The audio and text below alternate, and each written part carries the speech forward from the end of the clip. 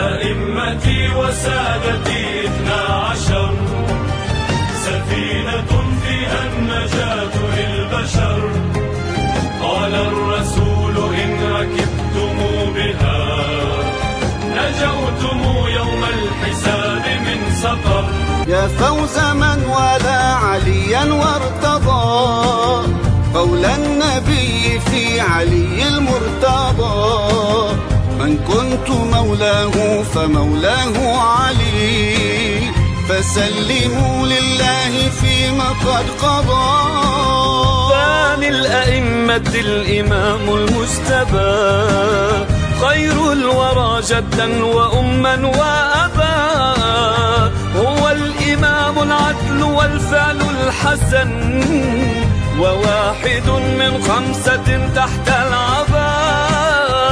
وثالث الأئمة هو الحسين في كربلاء تبكي عليه كل عين. لك الذي قد افتدت دماؤه دين النبي المصطفى والحرمين. والرابع السجاد زين العابدين عظم به في الراكعين الساجدين. كم من مناجاة له في ليله أبكت عيون الشاكرين الحامدين. والخامس من آل طه يذكر محمد ذاك الإمام الباقر. إليه تارز العلوم كلها فبثها لكل قلب يبصر. وسادس هو الإمام الصادق في الفقه غصن يافع ومورق.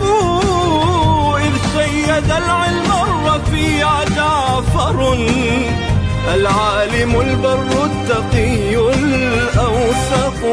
وسابع موسى الإمام الكاظم الصابر المظلوم من لا يظلم.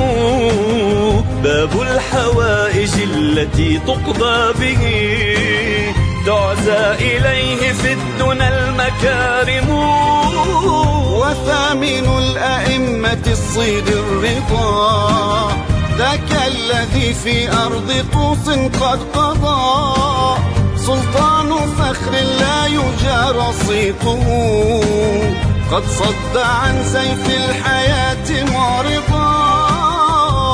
وتاسع محمد ذاك الجواد ذو الفضل والعلم الذي فيه الرشاد. قد احتوى علم النبي صدره وكان نورا يهتدي به العباد. وعاشر إمامنا الهادي النقي ذاكم علي المرتضى والمتقي.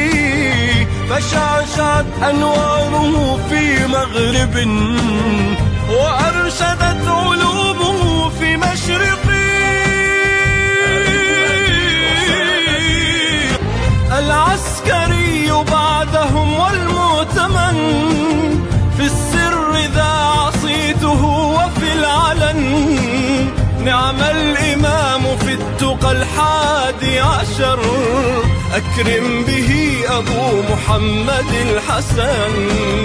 وآخر الأئمة الطهر الكرام العائذ الموعود بالبيت الحرام. ذاك الذي عيسى يصلي خلفه مهدي آل البيت